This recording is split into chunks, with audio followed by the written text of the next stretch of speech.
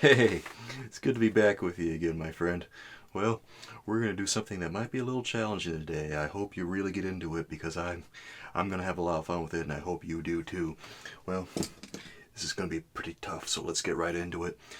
While I'm getting started, all the names of the colors are going to be going across the screen so you know exactly what I'm using. And you know what we're painting today? We're painting the Statue of Liberty. Well, we're painting the Statue of Liberty again. And this time we're going to be looking up at her. If you saw the first season of this show, you saw that I painted the Statue of Liberty already from a distance, but now we got a close-up, and we're looking right up at her. Now, what I'm going to do first, I'm going to go ahead and, well, let's mix up a color here. I've got my flat brush ready, but let me get my color ready. I want a little bit of a non-granulating color. I want my mix of quinacridone magenta and phthalo blue. That's what we're using for this mix. I want to have a little bit more quinacridone magenta in this one. All right, I want this to be more of a violet blue. All right, and the reason we're using the quinacridone magenta is so that we have a non-granulating color. And when I say granulating, what I mean by that is that it doesn't have any pigment texture because, I don't know if you've been with me before, but if you haven't, watercolor paints have different textures depending on, what they're made of. And phthalo blue doesn't have any texture, and neither does quinacridone, which is they're both different types of pigments. And paints are made from pigments. I don't know if you knew that. Each paint contains a certain kind of pigment. And they might even contain multiple pigments depending on what the color is. Because a lot of different colors, they contain all kinds of things. They contain a little bit of filler to reduce the strength of some colors like phthalos. Because phthalos are really, really strong, and so are quinacridones too, actually. And then they have a little bit of another thing that helps the paint disperse when they're put in the water, so that it makes all those nice little blooms you see when you get this sort of thing. And lay the brush down and put the watercolor in. If it doesn't have any dispersant, it kind of just sits there. Alright, here's what we're going to do. We're going to wet this entire sky here. Now I'm using my flat brush to do this, and I have to be very quick because my paper is extremely absorbent. Ooh, we're already getting a little bit of a drip there. That's what happens when you paint. That's what happens when you paint this way with the paper turned completely upright. You know what I call this? If you've been with me before, you know what I call this. I call this a madman's way of painting. I do not recommend painting this way. I only do this so that you can have the best view possible of what I'm doing. Now, when you paint your own picture, I recommend that you set your canvas or your table or your paper at about 45-degree angle. I guess if you're painting watercolors, it's going to be paper, but they do make watercolor canvas, by the way. I like the paper better. I'm using 140-pound paper, which is the most common paper you can get for watercolor. There's different weights, and when we talk about the weights of watercolor paper, it just means the weight of the roll that it came from. And a lighter weight, like 140 pounds, or, there's lighter papers out there even, but a weight like that means that it comes from a lighter weight paper, whereas a 300-pound paper means that it came from a 300-pound roll of paper. Fun fact. The weight means it came from a roll of paper that weighs that much. And the higher the weight of the roll, the sturdier the paper is. So 300-pound paper is very sturdy. 140-pound paper, it tends to buckle a little bit. It tends to buckle. Okay, I got my big old round brush here. It's made with natural hairs, by the way. All right, so here's what I'm going to do. I'm going to take my brush, and I'm going to kind of just give it a whole...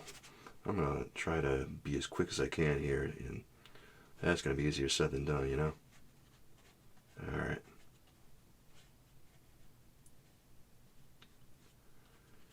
Now, what I'm doing is I'm starting at the top, and we're going to let things kind of bleed into each other here, right?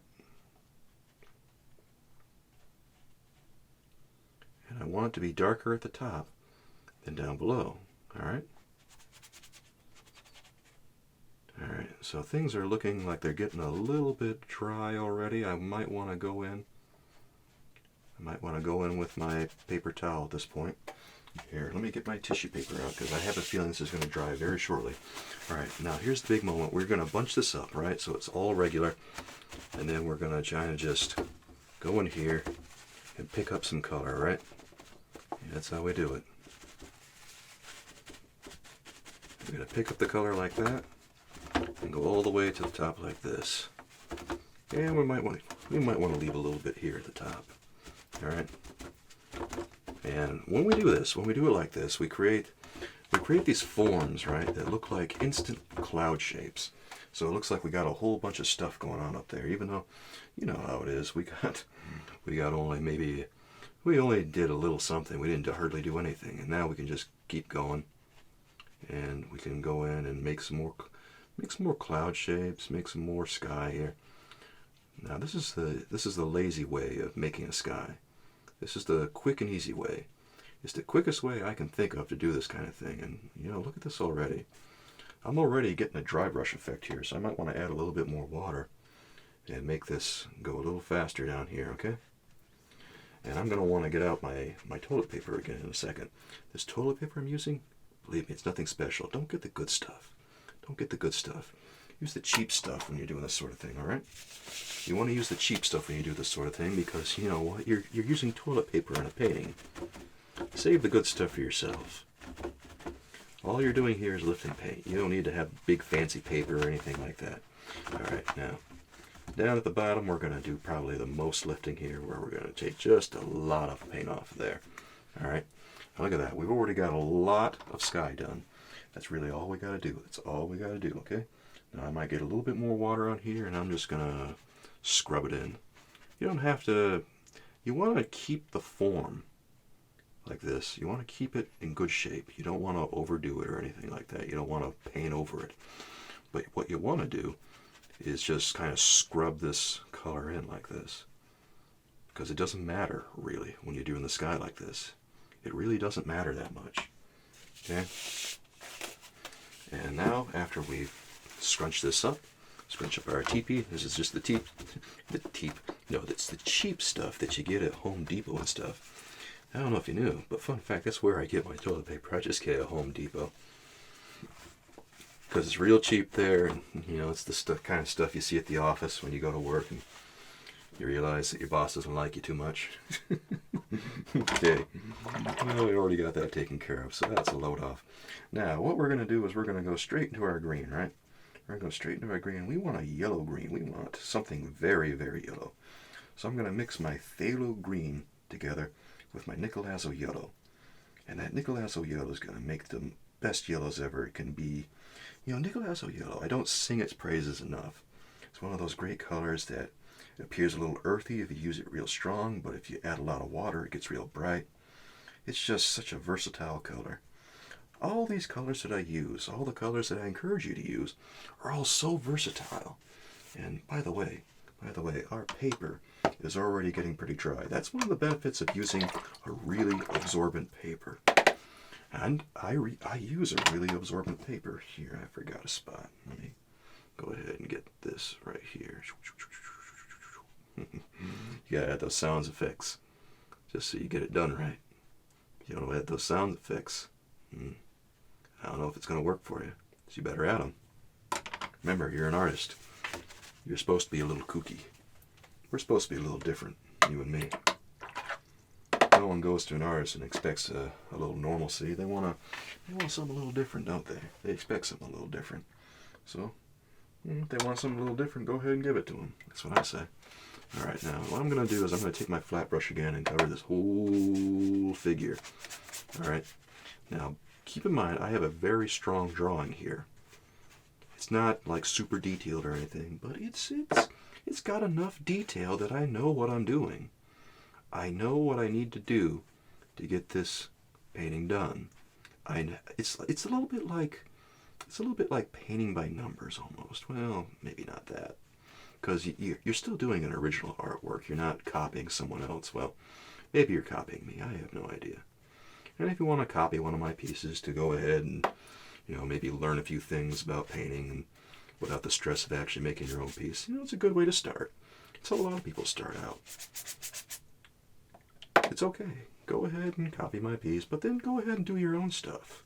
Do your own stuff. Take a crack at this and just see how you do. But then try it yourself. Go out and draw. Well, maybe not now, because I don't know if you know, but this episode is filmed in the middle of a pandemic, so you might not want to go out and draw right now, but maybe go in the backyard or something. And maybe you can go for a walk and do some quick sketches and all that. And I don't know. Maybe you just want to draw from your imagination. If you want to do that, that's cool. Go ahead and do that. It's your painting. You do it however you want. Remember that. Every time you think I know something, just remember to ask yourself, what does he know? Because again, it's your painting. You paint it however you want to. Now I'm gonna take my yellow green here, and I'm gonna paint all over this form here. All right.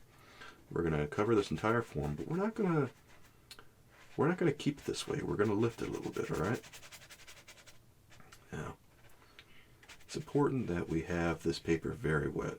Boy, things are getting real dry already. That's one of the things about. Yeah, that's one of the things about this. This technique is using it on a real absorbent paper can be a bit much. The absorbent paper that I use is a blessing and a curse. All right. But anyway, let's go ahead and get this lime green color in here. And you want to be quick. You want to be quick about it. Because one, Lady Liberty here is impatient. She wants you to get done fast because she doesn't like to sit too long. She's got a date with the Colossus someplace, you know. I don't know if you knew that, but, you know, even the Statue of Liberty's got a hot date. Everyone's got a hot date but me right now. My girlfriend ain't going to be too happy to hear that. She's going to watch this episode and hit me something. She's gonna get out her knitting needles and, you know, eye me threateningly while she's making a scarf. Yep. Oh, you know how it is, my friends. You know how it is with you and your significant others. If you have one. If not, yeah, maybe someday you will. All right, now here's what we're going to do. We're going to take this teepee here. I know, teepee. And we're just going to lift this whole thing. Okay? Take off a lot of the edge of that. All right? And, you know, if you miss a few spots here, go ahead and go back in and make sure you get them. Just dab away, dab away, dab away. Okay. All right.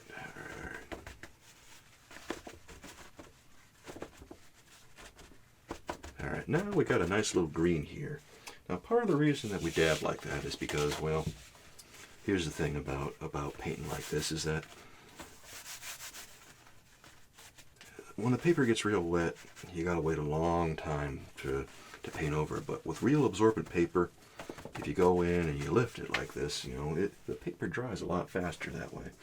Okay, we got a little bit of a flame there at the top, so I want to get my little brush here, my little script liner. And what I'm going to do is I'm going to take just a little bit of my nickel azo yellow, with my pyrrole orange, and I just want the smallest amount of pyrrole orange, not too much, not too much. Here, let me give you a look at my palette here. See, let's see if you can get it. It's hard to show it to you because, you know, the palette, when it's tipped, tends to spill a little. But anyway, what goes on here is I have multiple colors in a couple of different wells. Like I have 2 lines of paint in a single well, and that makes mixing a lot faster. So all I gotta do is dip into a well of nickel azo yellow and pyrrole orange here, and I'm already getting an orange. I'm already getting a good orange. I don't have to worry about that. So now we just go up in here.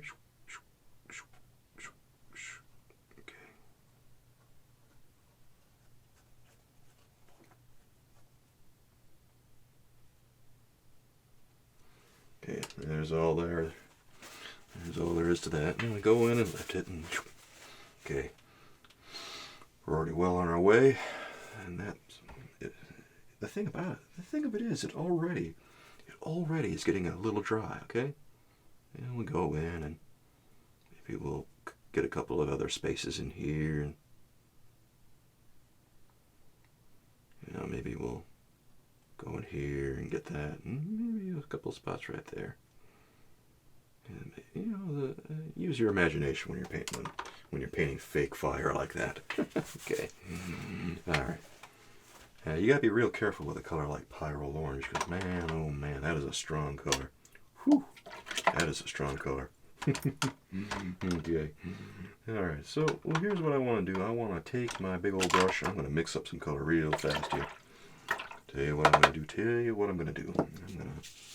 I'll tell you what I'm going to do. I'm going to mix up a green color. I'm going to mix up a green color, but I want this to be. I need to wipe a little something off my palette now. I'm going to wipe off some of the blue color that we used for the sky earlier, as well as a little bit of the phthalo blue there. Well, it's a green I mixed with phthalo blue from a previous episode. So sometimes you gotta clean off your palette. And if you gotta clean off your palette, just do it. It's no big thing. Alright, so now we gotta get a middle green color, okay? So let's look for a middle green color. What kind of middle green color do I think I want? Ooh, you know what? Let's not think about it too hard. Let's just go ahead and get a little bit of, phthalo blue and nickel azo yellow, and I think we've about got it. All right. So now, here's what I'm gonna do. I'm gonna find one of my brushes that I don't think has too much paint on it. And let me see how that looks. Ooh, that's got lots of paint on it, actually.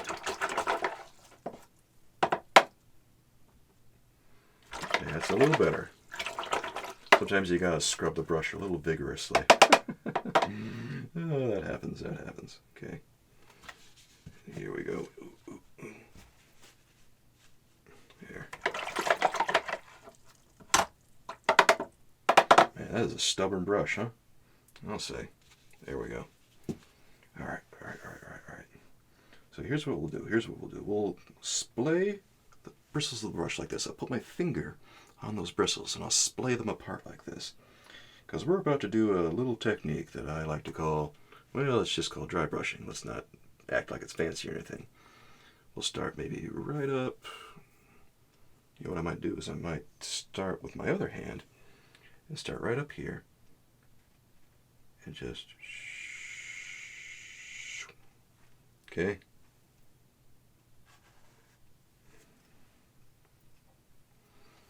And then we'll take, all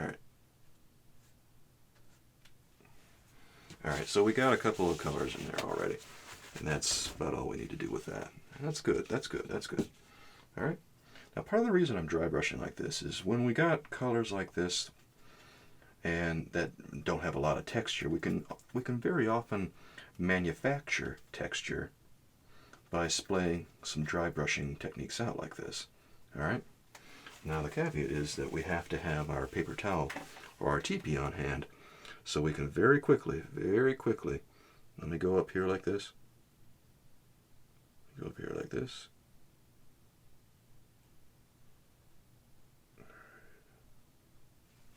Okay. And here's what I can do.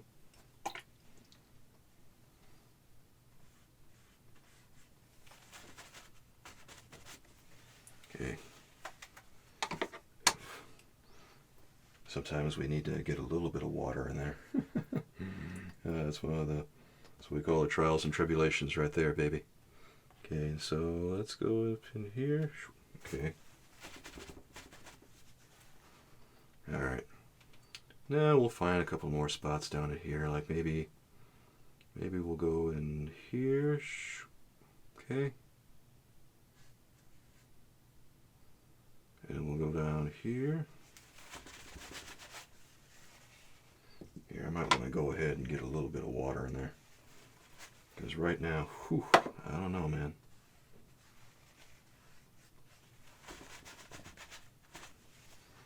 I don't know. Some of these spots are getting a little hairy. Okay.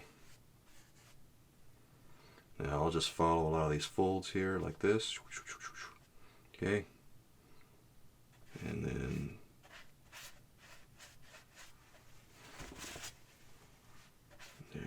at that one again. Just a light color there. Alright, that's good, that's good. Alright. Try to find all the little shadow areas where you think there ought to be a little bit of color. Alright. Like maybe down here we got a lot of stuff going on. We can go ahead and just cover it with lots and lots of colors. Okay? Because maybe this entire side of Lady Liberty has got a lot of stuff kind of just... Maybe she's got a lot of shadow over here on this side, right? So there's not a lot. There's not a lot of sunlight shining through, alright? Now, one of the keys here, of course, is to keep this color a little diluted so we don't have to fool around with it too much. Here. Okay.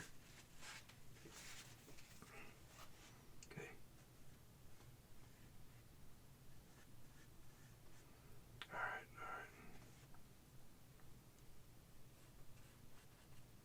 Alright, now here comes the shadow on her face.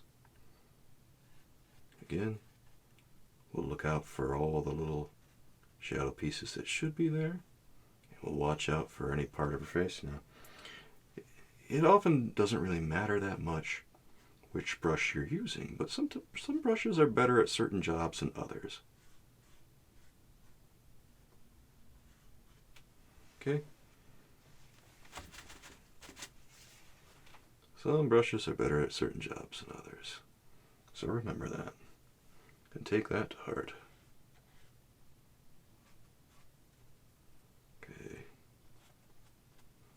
The reason I'm using my flat brush for a lot of this is because it conforms better to the shape of the object that I'm painting.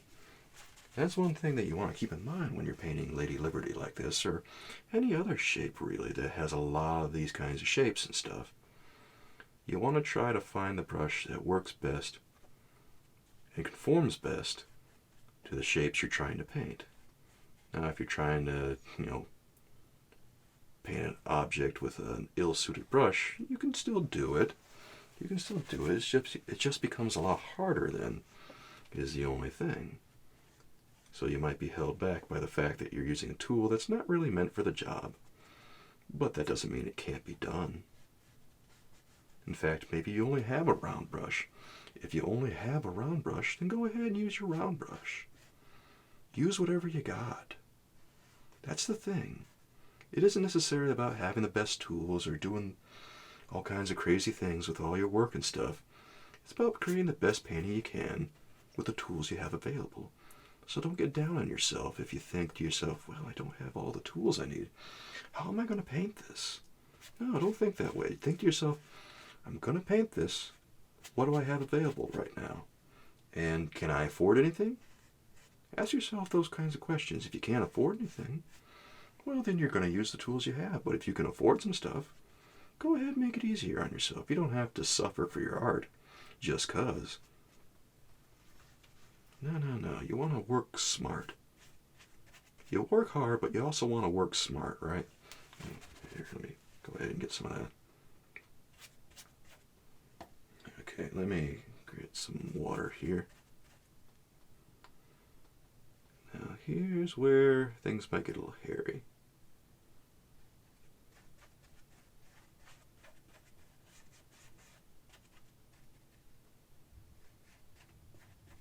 Okay, now this is what roughly Lady Liberty looks like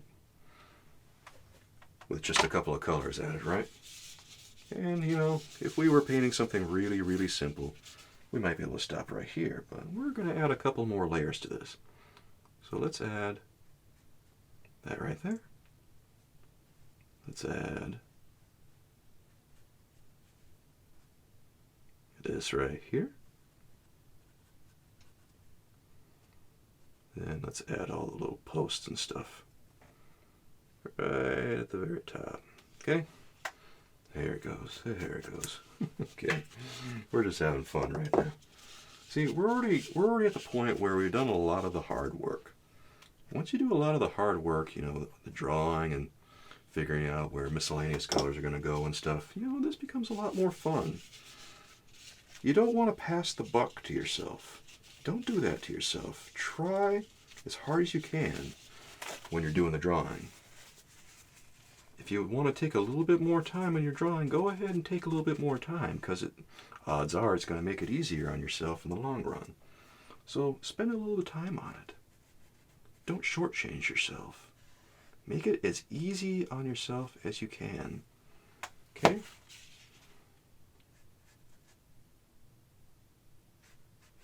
You don't want to pass the buck to yourself. Passing the buck to yourself is just saying, it's good enough, and then going ahead with your life, and then trying to paint this as though, you tried your best when you could have done a little better. All right? Don't do that to yourself. Don't do that to yourself. Try a little harder. Try a little harder. Okay, now what we want to do is we want to get a color that is a little bit more, I think, ultramarine based. Well, actually, we might want to get more of a violet color, right? Because that would fit in better with what we're trying to do here. All right, so here's what I want to do. I'm going to get my flat brush out, of course, because that's what we're using to paint Lady Liberty today. The flat brush works pretty well, but I might get out a detail brush in a couple of seconds here. And I'm going to go into my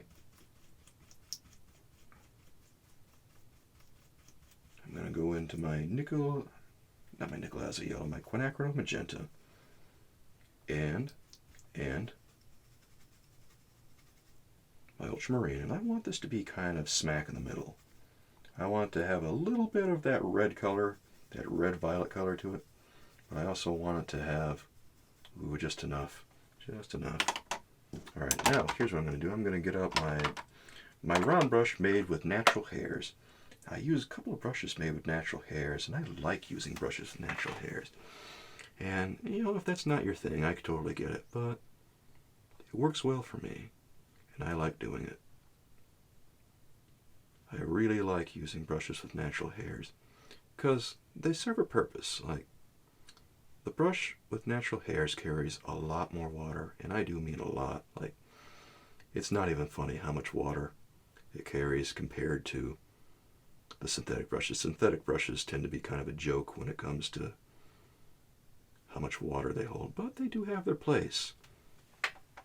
For my splayed bristle technique, sometimes the lack of paint and water that they hold works out for me, so it handles a little better in that regard. If I had a lot of paint going on it all the time, then it might be a little bit more difficult to execute some of this technique. But as it is, I have to say that things are not too bad in that area. Okay. All right, there's where we get a little bit. Now we're doing 4 layers on Lady Liberty today, right? 4 layers here. Let me get this one right here. And the beneficial thing about what I'm doing here, what I'm using staining colors, right? Okay. And staining colors means that the colors, they don't lift that easily once I've put them on the paper, which means I have to be very careful about where I put them. All right. So I'm just kind of laying some folds right now, and I'm picking and choosing where I think the fold should be. Like, here's one right there. And that looks pretty good. And then here's another one. We'll get this one right here. Okay. And then maybe we'll get the nose right there. And,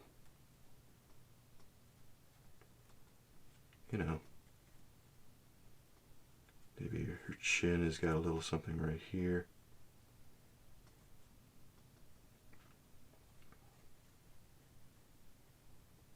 Okay. And I've always got my toilet paper on hand to take off a little bit of the harshness of what I'm doing. Because, sometimes things appear a little too much. Okay. Here's where things could get a little tricky, is because we got all these spots right here up on her crown, Yeah, those can be a little much. There it goes. Okay. And then go right here. Okay. Now, as you go around the crown, keep in mind that because all these spikes are pointing in different directions, the light's going to hit them a little differently depending on where they are. Right? So you might have a little bit of this going on. A little bit of separation right there, right? Okay. And then light's going to hit that way. Okay. Look at that. Now we'll go behind her head right here and get a little bit more of this. There it goes. There it goes. Again, be very careful. Be very careful. Okay. Like, you want to get this done fast, right? But you also want to be very careful about what you're doing, because you don't want to go so fast that you completely ruin everything. Okay. So here, let's find the book that she's holding and put a little bit of detail in there. Okay. And maybe in between her fingers. Okay.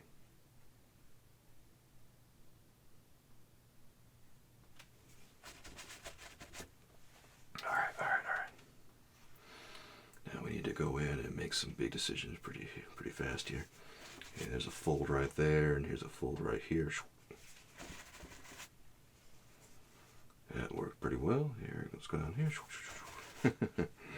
And we'll go right in here. The deeper the fold, the more likely it is there's going to be a little bit of a shadow bit right in here. Okay, just like that. And you really want to add those heavy accents like that, so that once you finally got all your drawing done, so people can actually see what you drew, which might be easier said than done sometimes, especially if your drawing gets kind of covered up by the painting that you're doing. What happens a lot in painting is the color tends to get, or the pencil I should say, tends to get covered up. So you don't have to worry too much, honestly, about people seeing your drawing and all that business. Now, a lot of people worry about people seeing their drawing and getting rid of the drawing and all that, but it's not that important. A lot of the time, unless you're using a grid or something, which, is an option. Sometimes a grid helps you when you want to transpose a drawing that you did and not work too hard doing it. A lot of time, your drawing isn't going to be really obvious. Like, all those pencil lines tend to just bleed into the paint, and they get really indistinct. Because the thing about watercolor is that it's not like it's a completely transparent medium. You're still applying in layers over the paper, right? And over time, that color you're putting down is by layer and layer, after a bunch of time that you spend painting, it's making everything a little bit more opaque, believe it or not. That's the thing about watercolors, and I think a lot of people get it wrong when they act like watercolor is a completely transparent medium. It's not completely transparent. You are covering the paper to some degree. It's just that it's more transparent than a lot of others.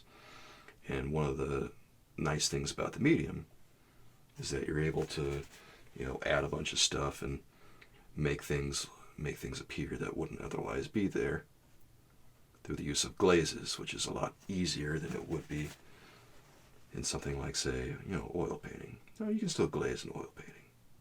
You can still glaze in, acrylics and all that.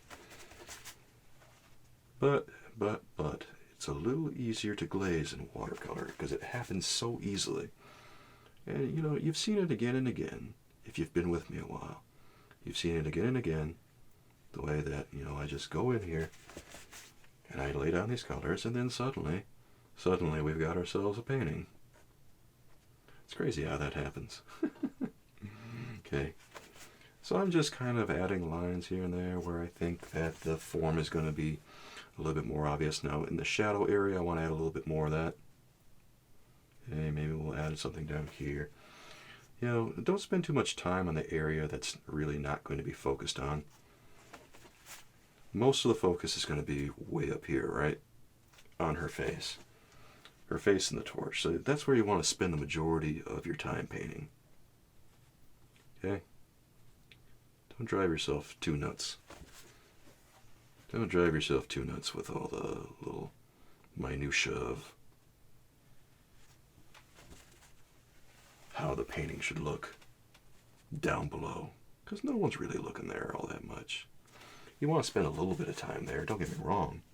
But don't spend so much time there that it drives you crazy. Now, keep in mind that Lady Liberty here is oxidized, right? So we're going to go straight into ultramarine, and we're going to glaze ultramarine over what we've been doing here. Now, ultramarine is a granulating color, and I brought it up because of the oxidation, right? When you see Lady Liberty, it's implied that she's got a lot of texture on her, right? And the way that we render texture with paint is a little different from other forms of painting. Now with watercolor, it's really, really easy because what we do is we get a granulating color. It's one of the ways. What we do is we get a granulating color, and we can just mix it into colors, or we can glaze it over, and you know, all that business. Okay, here's what we do. We'll just go in here, and maybe we'll, okay, maybe we'll get a little something right there too. I don't know. Maybe we'll take a little bit off the edge right there. Okay, that's all that takes. Here, we'll go right here, and maybe right. Okay. And right in here. Okay. Yeah, here comes the big moment, man.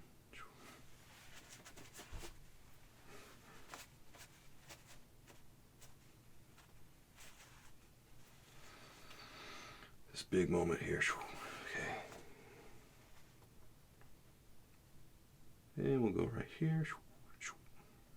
You gotta make those noises. Remember, if you don't make those noises, it ain't gonna turn out right. And we'll go up here. Just like that. Get a little bit on the knuckles right here. And maybe we'll go right here. Okay. And get her shoulder like that. Get this little detail right here. Yeah, it's looking beautiful. Okay. And maybe we'll go right in here and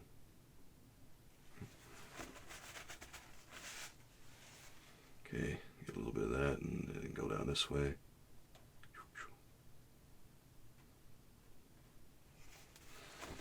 Alright. And again, I'm just dabbing a little bit away as I need to, wherever I need to. It doesn't matter that much. It matters a little bit, but as long as you go in and get the shadows a little heavier in some areas than others, you'll be alright. Here, I'm just kind of putting them wherever, you know. And of course, keep it light. You want to apply some dark color here and there, but overall, keeping it light is a good way to go about watercolor. Makes it a lot easier. Try to sit back away from your painting when you're doing something like this. Sit back and take stock of what you're doing with your picture, alright? Okay.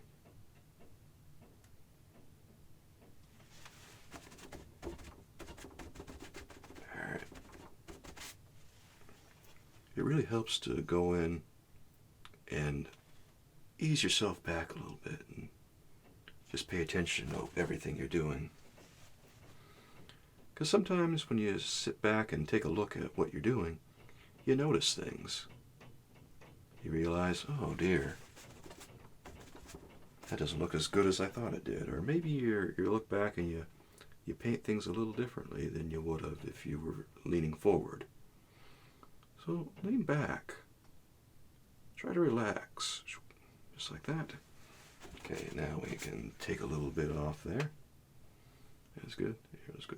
Let's do a little something right there. Okay.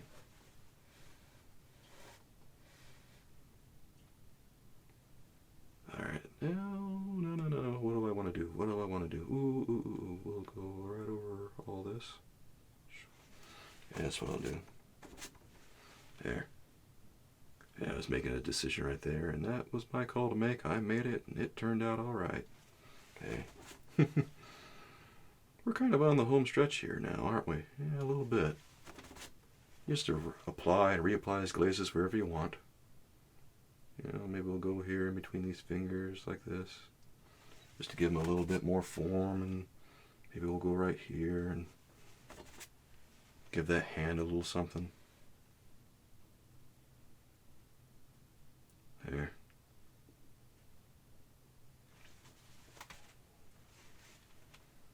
Who knows? Who knows? Okay, there it goes. There it goes.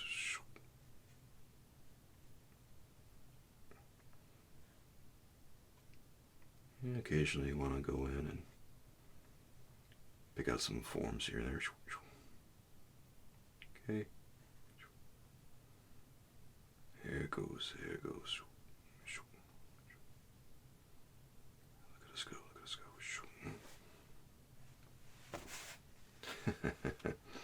That's how we do it, my friends. That's how we do it. Look how far we've come. In just a little while today, we've already painted most of the Statue of Liberty. Isn't that wild? Isn't that wild? And I'm going to take a little bit more, go right around here at the bottom. Okay. And maybe we'll just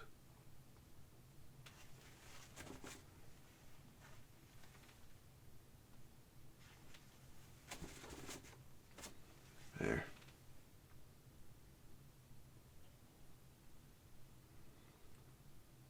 There it goes.